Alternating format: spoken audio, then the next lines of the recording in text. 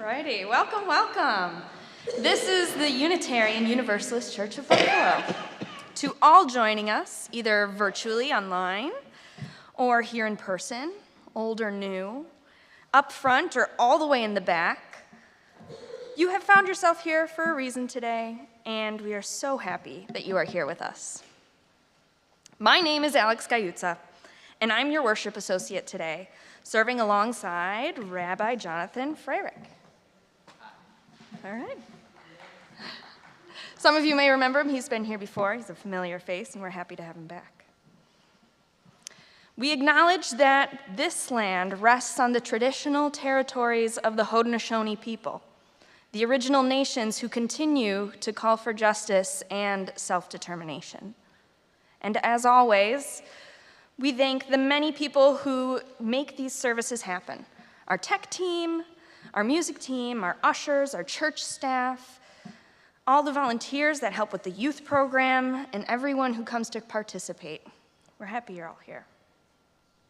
We have a couple of announcements. First, this is from Dr. Jesse Downs. On Saturday, October 11th, join Buffalo's most innovative new opera company, Sotto Voce, for a gala evening of operatic scenes. Am I saying that right? Operatic scenes. And original short films. The proceeds from the event will support Sotto Voce's March 2026 production of Cavalleria Rusticana, their first main stage event at the UUCB since the Magic Flute. I think a lot of us were able to see that. Beautiful. New and returning vocal artists will perform comedic excerpts from a variety of operas and be featured in original short films by director Alex Huddleston. Tickets are available on Zephy and will be sold in the parish hall after the services leading up to the performance, and the sale of the tickets is starting today, so look forward to that. This evening, there will be an autumn equinox ceremony tonight at 6 p.m. here in the parish hall. It sounds like it's going to be beautiful, so I hope some of us can join each other here tonight. And then we have one more announcement from Maria Testa, if she would like to come up.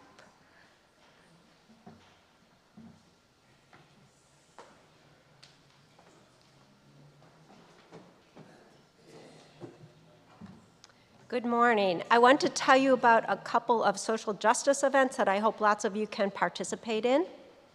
Can you hear me? How's that? Oh, that's better. Okay. This Thursday at 3 p.m., there is a tour of Providence Farm Collective, which is our Share the Plate partner for the month. If you're interested in that, you'll have a chance to see the farm and all the good work they do and to shop at their farm store. See me after church so I can get your email and put you on the list for that.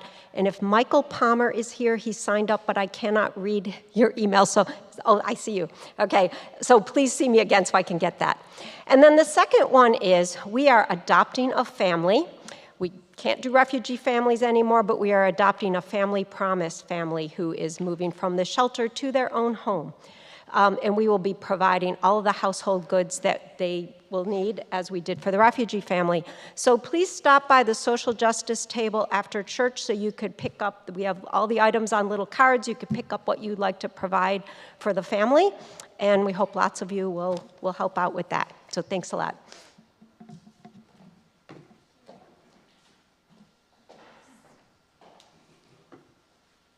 And now, this is one of my favorite parts. Let's take a moment to connect with one another. We invite you to say hello to someone new or a friend you already know.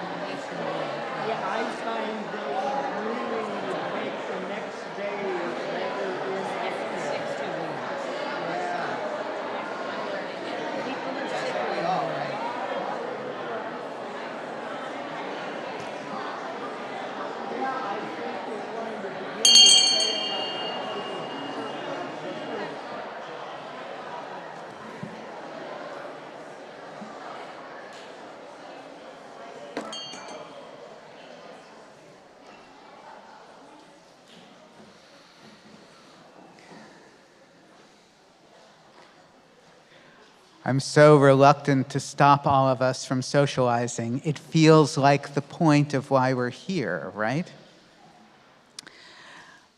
But I've been called to offer a call to worship. This is keeping quiet, by Pablo Neruda, translated by Alistair Reed.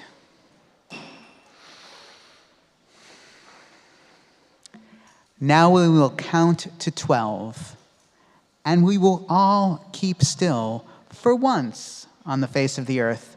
Let's not speak in any language. Let's stop for a second and not move our arms so much. It would be an exotic moment without rush, without engines. We would all be together in a sudden strangeness. Fishermen in the cold sea would not harm whales, and the man gathering salt would not look at his hurt hands. Those who prepare green wars, wars with gas, wars with fire, victories with no survivors, would put on clean clothes and walk about with their brothers in the shade, doing nothing. What I want should not be confused with total inactivity. Life is what it is about. If we were not so single-minded about keeping our lives moving and for once could do nothing, perhaps a huge silence might interrupt this sadness of never understanding ourselves and of threatening ourselves with death. Now I'll count up to 12, and you keep quiet, and I will go.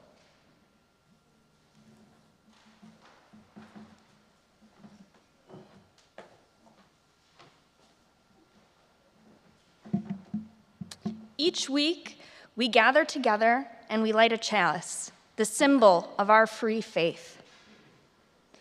Please rise in body or spirit as we speak our chalice words as printed in your order of service.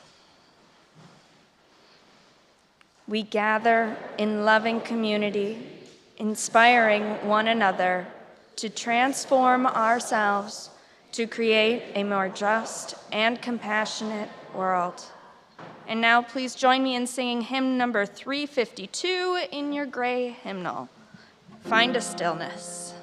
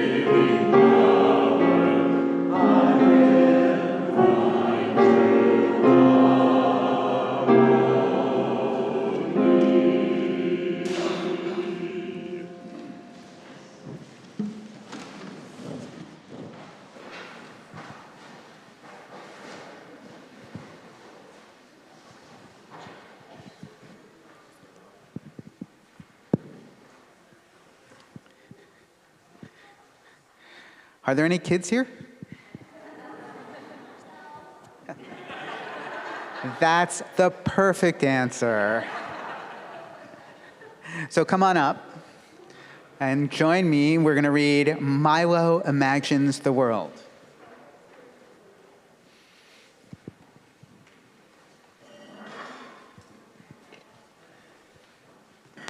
Hi. Normally, I'd ask all of you your names, but there are too many of you, which is wonderful. All right, can you see the story up there? I'm going to hold it here too. All right, this story is called Milo Imagines the World, and it takes place on one of my favorite places, the subway. Anybody here, have all of you ridden the subway in New York City? Anybody here ridden the subway in New York City? Yeah. It's actually, I know this is surprising considering the way the world talks about the New York City subway. I don't understand the way the world talks about it, but it's really one of my happy places. So, here it is. What begins as a slow, distant glow grows and grows into a tired train that clatters down the tracks. A cool rush of wind quiets into a screech of steel, and when the doors slide open, Milo slips aboard.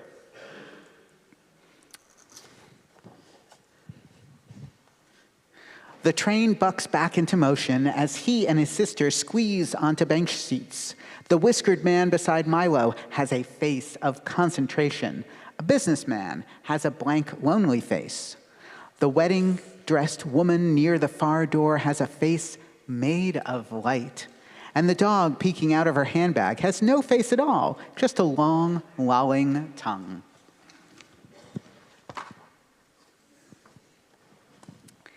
These monthly Sunday subway rides are never ending, and as usual, Milo is a shook-up soda. Excitement stacked on top of worry, on top of confusion, on top of love. To keep himself from bursting, he studies the faces around him and makes pictures of their lives. At a downtown local stop, the whiskered man folds up his crossword and hurries off the train.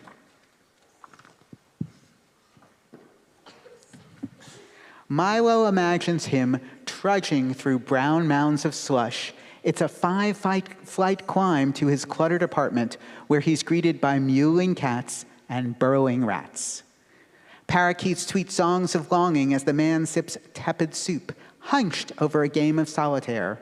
Late that night, the door to the parakeet cage mysteriously falls open, and the cats gather on the cold sill to watch the birds fly free above the city.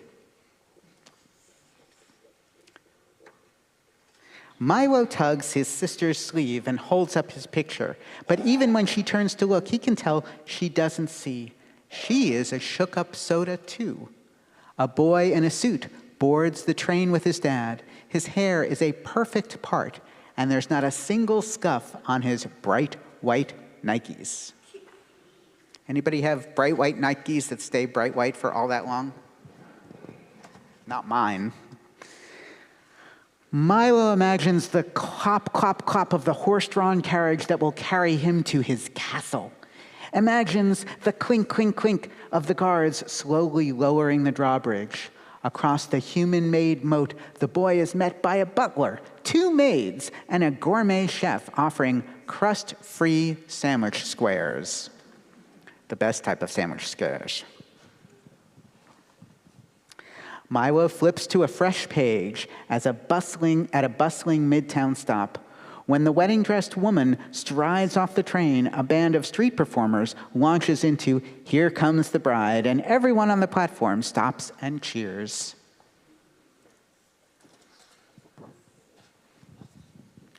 Milo imagines the grand cathedral ceremony where the couple will be pronounced husband and wife. Imagines the groom whisking his new bride to an awaiting hot air balloon where the pilot loads them in with blankets and blasts the heat. And up they go hand in hand beyond the concrete walls of the city into the infinite blue. Milo holds up this picture too, but his sister shoos him away. Can't you see I'm playing my game? He watches her thumbs bang around her smudged screen, then turns back to the boy in the suit. They lock eyes for a few long seconds, and suddenly it feels like the walls are closing in around Milo. The spell is broken when a crew of breakers bounds onto the train announcing, "You're all ready for a show?"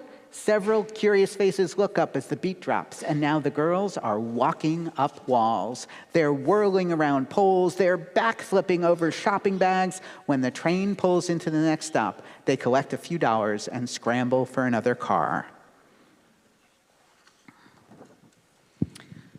Milo imagines them going from train to train, doing their act as everyone watches. But even after the performances are over, faces still follow their every move when they walk down the electronics aisle at the department store, when they cross into the fancy neighborhood.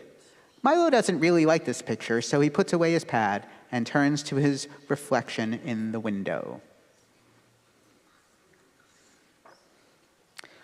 What do people imagine about his face? Can they see him reciting his volcano poem to the class? Can they hear his mother's soothing voice reading him a bedtime book over the phone? Can they smell the chili colorado bubbling in a pot in his auntie's apartment near the cemetery? Butterflies flood Milo's stomach when it's finally their stop. He follows his sister onto the cold station platform and up the stairs. Above ground, he's surprised to see the boy in the suit a few paces ahead.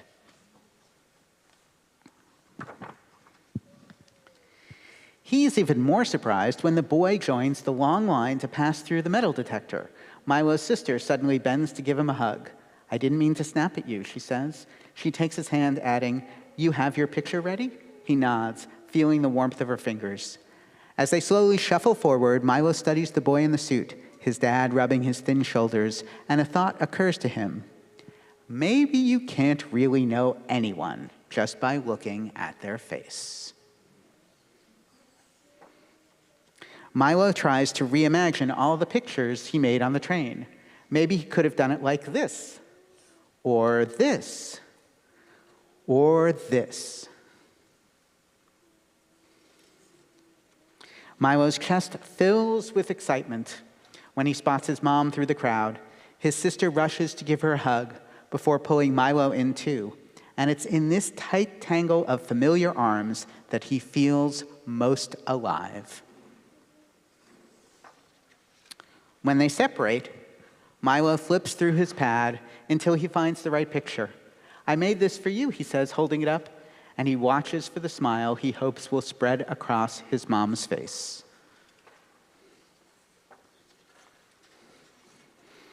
And there's the picture.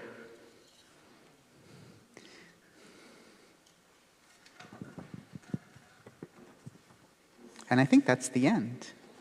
Or the beginning, because all good stories don't really end. They really are just the start of what we're going to do with them, and what we learn from them, and how we talk about them with each other. Thank you all for coming up today. What are we doing next? Excellent.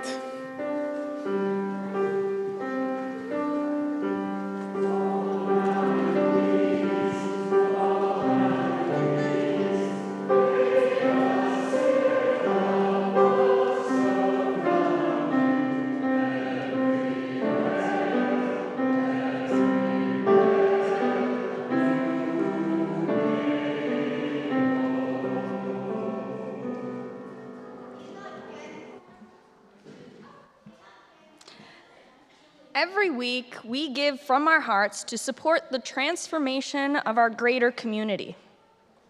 This month, a portion of our Sunday morning offering will be given away to Providence Farm Collective. Their mission is to cultivate farmer-led and community-rooted agriculture and food systems to actualize the rights of under-resourced peoples. You can drop a check or cash in the offering plate, click the donate button on our website, scan the QR code above me, or arrange an automatic deposit through your bank. Share what you can so that we can live into the values of our community.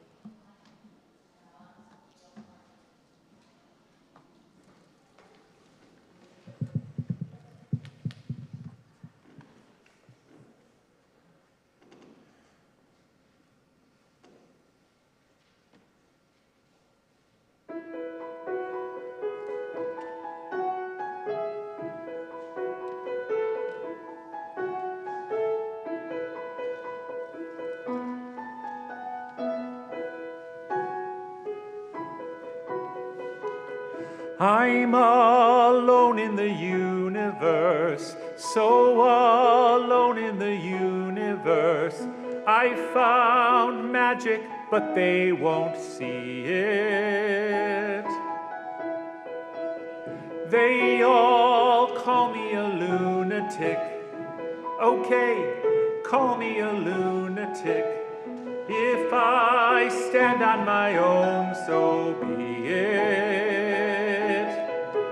'Cause I have wings, yes, I can fly around the moon and far beyond the sky.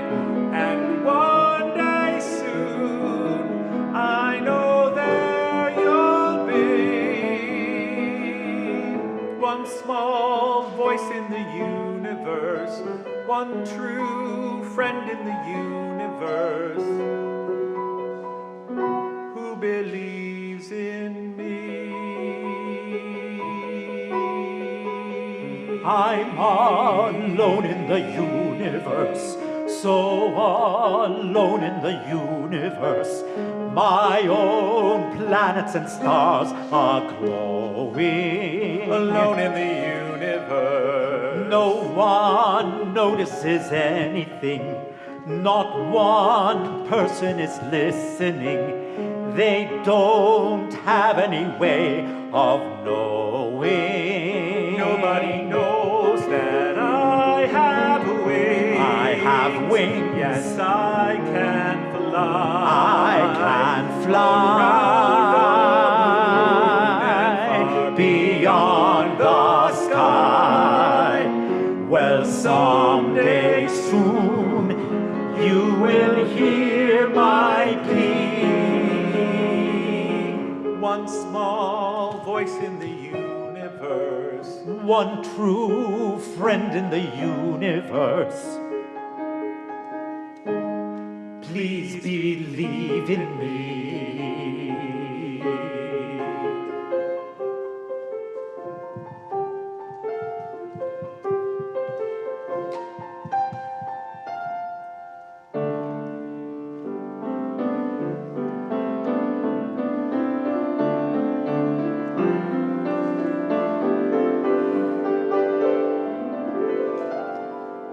I have wings. I have wings. And I can fly. I can fly Not far beyond the sky. You called my name and you set me free. One small voice in the universe, one small friend in the universe, who believe in me.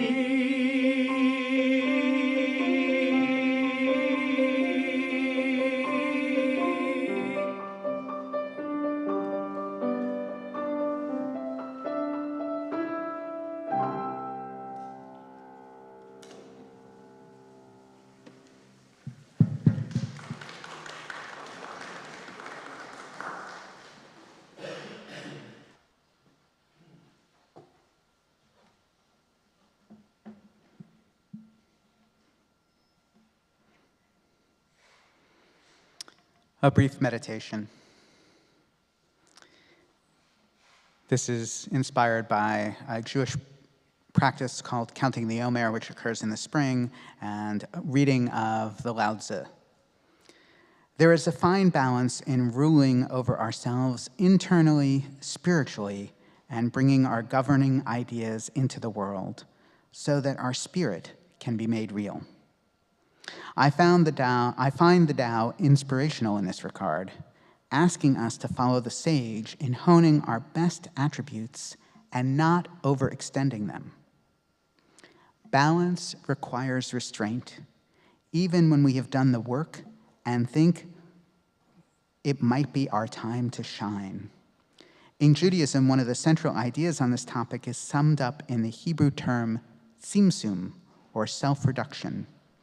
Creation is facilitated not by over-attention, but by a combination of caring and restraint, action and inaction. We are working on this right now in our yard. We planted apple trees and berry bushes, and I am so tempted to overwater and overattend to them, which might crowd out the plant's own abilities to grow and take hold on their own. Real growth happens when we find that subtle balance between attention and inattention.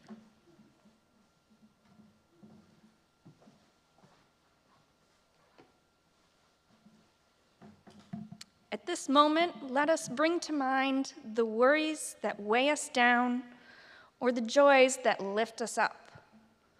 Together, may we release that weight and share that levity. I invite you to share out loud a word or a name that comes to you here.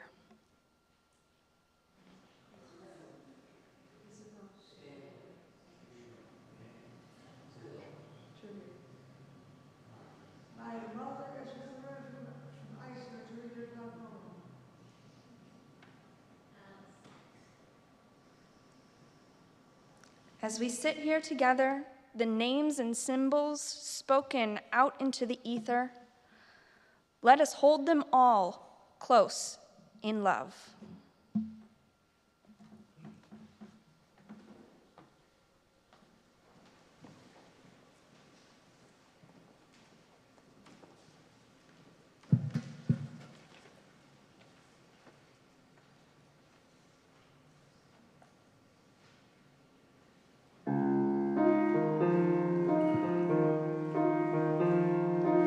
No one here to guide you.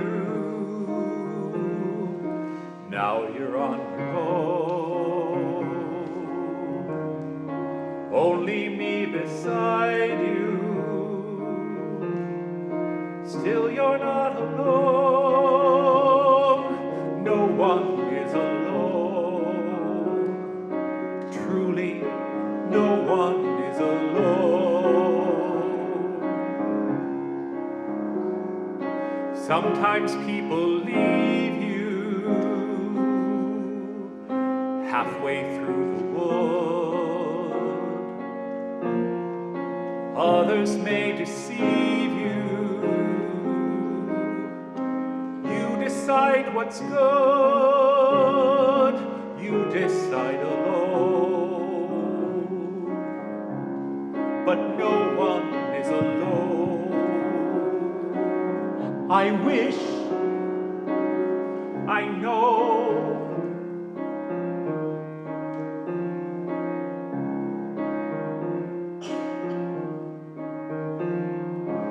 Mother isn't here now. wrong things, right things. Who knows what she'd say? Who can say what's true? Nothing's quite so clear now. Do things, fight things. Feel you're on your way. You decide, but you are not alone. Believe me, no one is alone. No one is alone, believe me. Truly, You move just a finger. Say the slightest word. Something's bound to linger. Be heard. No one acts alone. Careful, no one is alone. Keep People make mistakes. Fathers, people make mistakes, holding to their own, thinking they're alone. Honor their mistakes. Fight for their Everybody mistakes. makes One another's terrible mistakes. Witches can be right, giants can be good.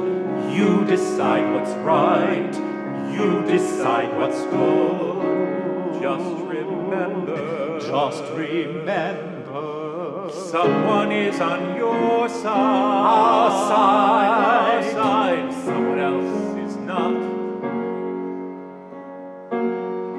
While we're seeing our side. Our side. Maybe we forgot. They are not alone. No one is alone. Hard to see the light now. Just don't let it go. Things will come out right now. We can make it so. Someone is on your side. No one is alone.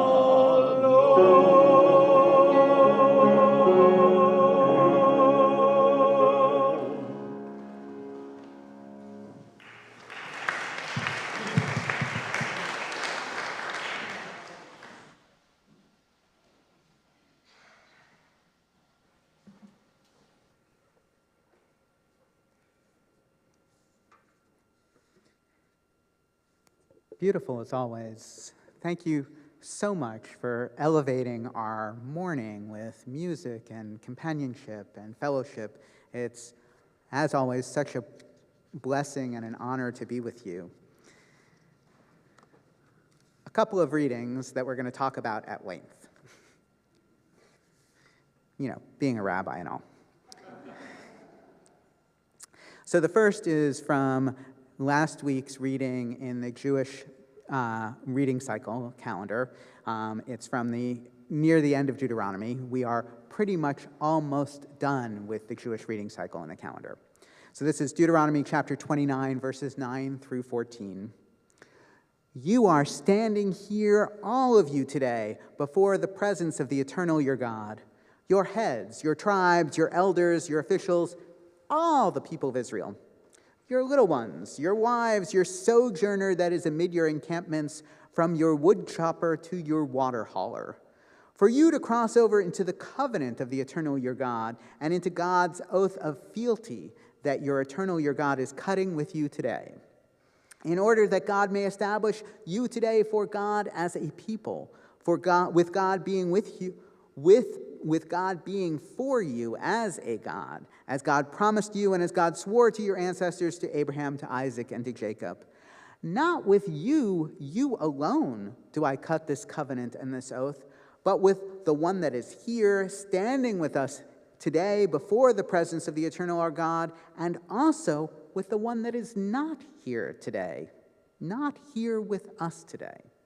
So that's a quick selection from last week's reading. And then going back a little farther, another text we're going to talk about, not as easy a text. There is not to be a man's item on a woman. A man is not to clothe himself in a garment of a woman, for an abomination to the eternal your God is anyone doing these. That's from Deuteronomy chapter 22, verse 5.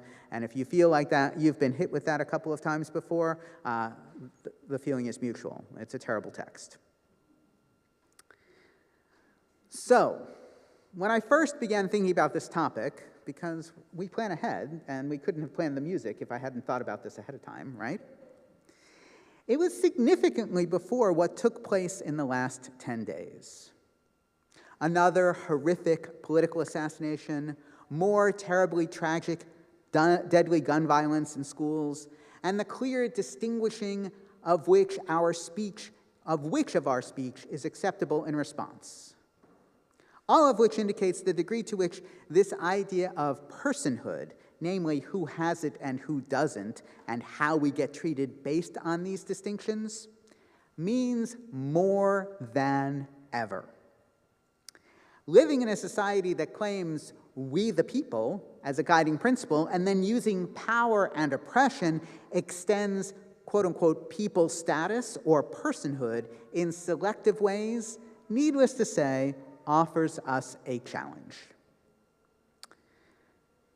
How can we use our traditions, the secular American ones we work on and inherit from all those who have thought, written, legislated, and judged for the last nearly 250 years, and our informal community traditions, religious, philosophical, communal, and others, to effectively wrestle with the idea of who is a person? And then, more importantly, how can we get along with one another once we assert a reasonable and equitable idea of, let's call it, universal personhood? Because I think we can all, in this room, agree on that. The texts we just read today serve as two different voices from Deuteronomy. In looking at a Jewish reconciliation of these texts, I hope to explore a path forward for all of us to pursue a more helpful equality, equity, and inclusion for all. The Jewish calendar of reading and celebrating places this first text as the one many Jews read right before Rosh Hashanah, the Jewish New Year, which begins tomorrow evening. So that happens every calendar year. Regardless of when Rosh Hashanah takes place, the reading this week also takes place right before it. I'm not going to explain the Jewish calendar. It's complicated. We understand its reminder that we recollect a time when everyone stood together about to enter into the work of building a nation, a communal and imminent, you stand here today in this place with this shared purpose, all of you, united by family heritage and relationships, united by shared experience. After all, you all crossed the desert together, and united by shared purpose. This covenant is with each and every one of you. This emphasizes for Jews at this time of year where we come from and the power of coming together in community and worship this coming week, because not unlike a lot of other people, many Jews only show up once or twice a year for worship.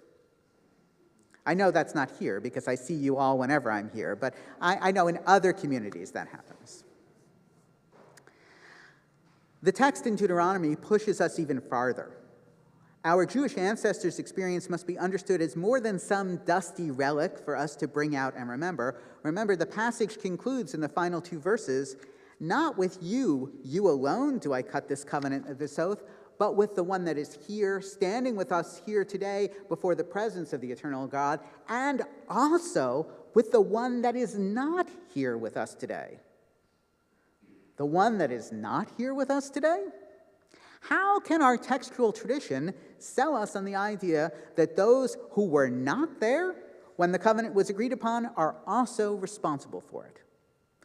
Jews answer this question with clarity. Parents raise their children as part of the covenant, period. The first commandment of the quote-unquote Big Ten, in some traditions, there are only 10 commandments. Jews have a problem with small numbers like 10. We have 613 from the 5 books of Moses. But we still talk about the Big Ten. We disagree on which of them are the 10, but that's another story. A whole nother sermon. So the first commandment, the fifth commandment of the Big Ten that talks about people's commitments to each other. It's the first that talks about people and people, right? So most of the opening of the Ten Commandments talks about people and God. And then there's the first one that talks about people and people says, honor your father and your mother.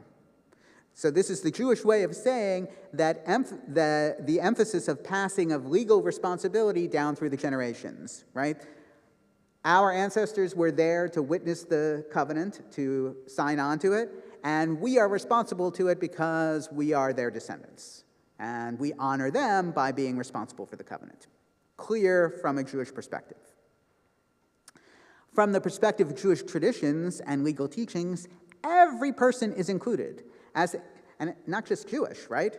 I don't know if you remember, if you were listening closely to me, but I like to do close readings, right? Who is included in that text? It is your little ones, your wives, and your sojourner that is amid your encampments. That's somebody who is not yet or currently a member of the people, but is with you. Everyone who's present. A total inclusion. So it's your little ones, your wives, your sojourner that is amid your encampments, from your wood chopper to your water hauler. The last of these being the ancient Hebrew equivalent of from A to Z. So personhood means everyone.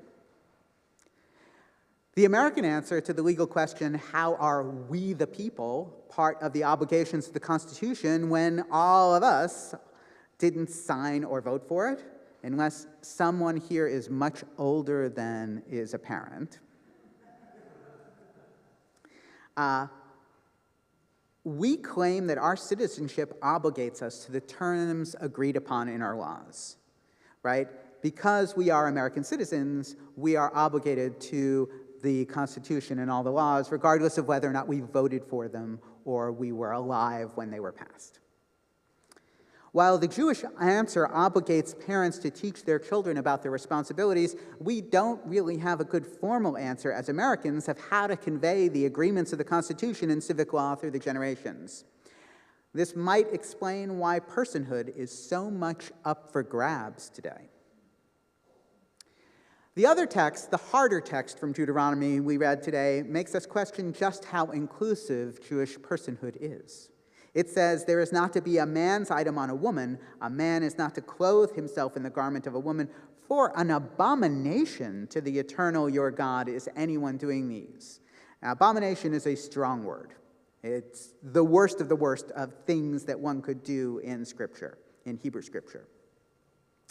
In the language of our time, anyone who cross-dresses is an abomination. Let's be clear, this is awful. How can Jews through the ages reconcile we are all people together in this, standing here today, nitzavim, that's the word, we are standing here today, principle with this strident rule that clearly excludes some of us? For those of you who haven't encountered Jewish readings before, Jews do not read our texts literally. We read them through the lens of principles demanding that we reconcile good principles with questionable rules. So here is a quick journey through centuries of Jewish reasoning. And I thank my colleague, Rabbi Mike Moskowitz, who is the most interesting ultra-Orthodox rabbi you'll ever meet. He marched with me in Buffalo Pride when he visited here a number of years ago. He is the trans scholar in residence, the scholar of trans in residence at the largest LGBTQIA plus synagogue in the world in Lower Manhattan. And still somebody who doesn't drive on Shabbat, on the Sabbath, and keeps strictly kosher. I had to individually cater his food when he was here in town. So this is a teaching that he transmitted. There's a Jewish dress-up holiday called Purim. Anybody ever hear of Purim? Yeah? So on which it's traditional, even among the strictest of Jews, to dress up as we are not. One Jewish authority, not a new one, an old one, from the 1500s, Rabbi Moses Isserles wrote, "There is a custom to wear masks on Purim for men to wear women's clothing and for women to wear men's clothing. It is not prohibited because the only intention is to experience happiness." This is a very traditional 1500s era Jewish scholar saying, this thing that was an abomination in the text that I just read to you, you're allowed to do it. Not only that, you're encouraged to do it because its purpose is happiness. How do we overcome this prohibition? What's the reasoning behind it? It can't just be happiness, right? Well, it turns out that Rabbi Isserles inherits a tradition from another Jewish reading that says that clothing as gifted by the divine to Adam and Eve for protection, right? Remember the whole Adam and Eve story? It also serves to hide our true identities. It's not the natural way of being. So the entire story of the first couple leaving Eden can be read in part as a loss of their true selves. We are intended to be clearly and fully who we are on the outside as we are on the inside. And the story of Eden shows us that clothing itself can serve as a barrier to living as our true selves. So as Jews approach the holiest day of the year in the coming weeks, in English we call it Yom Kippur, the Day of Atonement, when we stand fully as ourselves in front of the divine, in Hebrew that day is Yom HaKippurim, which can be actually heard as two things: a day of multiple atonements, and, believe it or not, a day like Purim, that dress-up festival. That's right, a connection between Yom Kippur, the holiest day of the year, in Hebrew Yom Kippurim, and Purim, the dress-up farcical festival. That these two are fundamentally, essentially connected in Jewish consciousness. So Rashi, another Jewish scholar, this one, such an important European Jewish thinker from around 1100, he lived through the First Crusade, he's so important that if you have a conversation with serious Jewish people, especially Ashkenaz, European-descended Jews, about the 5 books of Moses, they will likely raise a question that Rashi raised 900 years ago. Seriously. I mean, he's that important. So in the early Middle Ages, Rashi wrote that this holiest of days, Yom Kippur, when we should appear like our true selves for the sake of atonement, is so holy because it is this day like Purim, when the rules of what we wear are relaxed and we get to be on the outside like we are on the inside. On account of this, the rule about cross-dressing being an abomination, in Rashi's words, only applies when one cross-dresses for the sake of doing something terrible, like sneaking into a single-gender location to pursue adultery or something else inappropriate.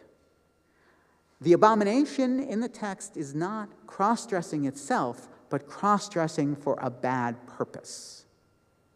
Being as we are on the outside, as we are on the inside, is a virtue in itself, in the Jewish reading, not an abomination. This is literally the most authoritative of European medieval Jews, I just got medieval on you, said that cross-dressing is okay, and that our traditions really mean to include all people. For us to find a way to recognize personhood in all of us, we need to start with some fundamental principles and read our traditions by those principles. We will and do encounter rules and those who read rules clearly intending to diminish us and others. We can't just dismiss those people as wrong, because then we will be denying their personhood. Remember, when we argue with each other, often we are willing to say, no, you're just wrong. That's not going to help. We need to argue in a way that honors and celebrates everyone's common ground. We need to find a way in the context of our shared teachings to understand why someone may be pushing that personhood-denying rule. Right? People have a good reason for the things that we don't agree with. They don't do it because they didn't think about it. So what scares them? What makes them so anxious or concerned? What jeopardy may they be in that leads them to think that there will be a better world for them with others robbed of their personhood? We have to find out why people think something, why people feel something first. Then we need to engage them on terms that we share. The model I offer from the Jewish tradition today starts with this fundamental principle: we are all here together. We are all obligated to and responsible for one another according to some shared principles. Then when we encounter a troubling rule, we will work within the shared conversation, the terms we have all agreed upon, to find a fairer way, a more just way, a more equitable way together. Baldwin is famously quoted as saying, I'm willing to talk with you about our value system, providing your value system doesn't deny my legitimacy as a person, right? Your perspective is great as long as my personhood is included. I think we need to maybe amend Baldwin's concept here. We're going to encounter people who tell us we're not persons, that we don't count. And I don't think the way through that is with an adversarial model. And this is hard. This is difficult. This is the work of building society together that is better. And I wish I had an easy answer aside from doing the work. May we go forward together, seeing in everyone around us people of equal value and infinite potential. May we always recognize in each other another full and wondrous person. And may our shared personhoods inspire us all to make things better for one another together. Thank you all.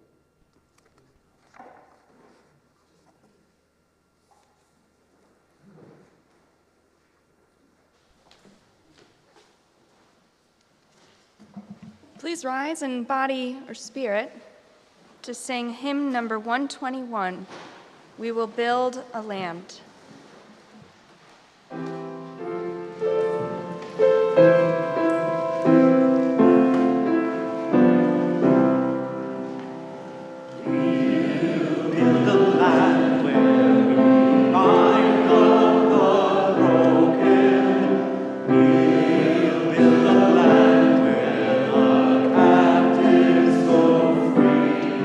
Where the oil of gladness is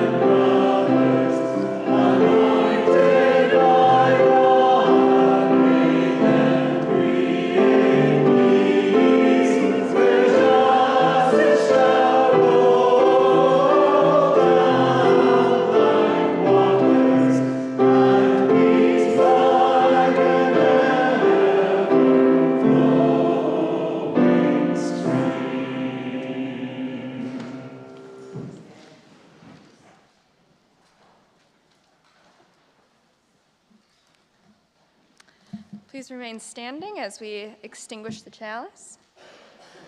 Join me in our chalice extinguishing words as printed in your order of service. Oh, sorry, go for it. As we extinguish the flame of this chalice, may we carry its light with us into the world in the power of peace, faith, justice, and love.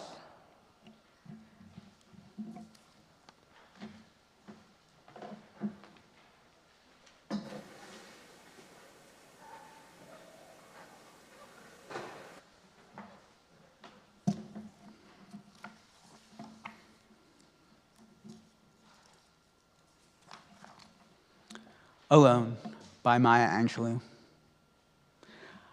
Lying, thinking last night how to find my soul a home where water is not thirsty and bread loaf is not stone, I came up with one thing, and I don't believe I'm wrong, that nobody, but nobody, can make it out here alone. Alone, all alone, nobody, but nobody can make it out here alone. There are some millionaires with money they can't use. Their wives run around like banshees. Their children sing the blues. They've got expensive doctors to cure their hearts of stone. But nobody, no, nobody can make it out here alone. Alone, all alone, nobody but nobody can make it out here alone. Now, if you listen closely, I'll tell you what I know. Storm clouds are gathering, the wind is gonna blow, the race of man is suffering, and I can hear the moan, 'cause nobody, but nobody, can make it out here alone. Alone, all alone, nobody, but nobody, can make it out here alone.